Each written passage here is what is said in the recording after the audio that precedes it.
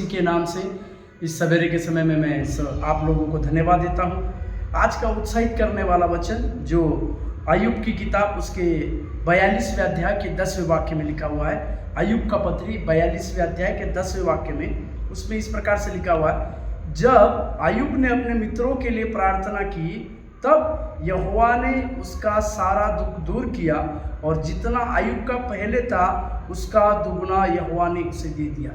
मेरे प्यारों, ये अय्यूब की कहानी आज के इस हमारे जीवन के लिए भरपूरी की कहानी है। ये अय्यूब जो धर्मी था और परमेश्वर का भय मानने वाला था और परमेश्वर के ऊपर निर्भर रहने वाला था, उसके जीवन की बातें अगर हम देखें तो सब कुछ उसने खोया, परंतु बाइबल बतलाती है कि सब कुछ खोने के बावजूद उसने कभी भी परमेश्वर की निंदा नहीं की।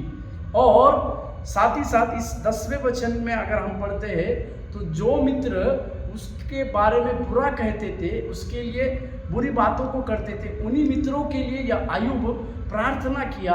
और जैसे ही अय्यूब ने प्रार्थना किया, परमेश्वर ने उसके दुखों को दूर किया, उसका दुगना भाग परमेश्वर के द्वारा मिला।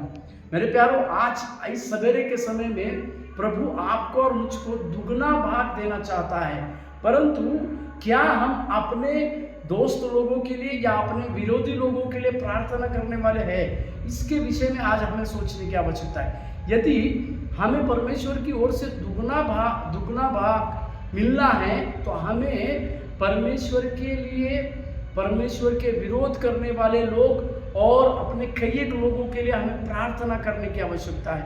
जब इसी प्रकार की प्रार्थना की बातें हमारे जीवन में होगी तो परमेश्वर हमें बहुतायत से आशीष देगा और हमारे जीवन का दुगना भाग परमेश्वर हमें देगा। प्रभु आपको आशीष देने पाए। धन्यवाद।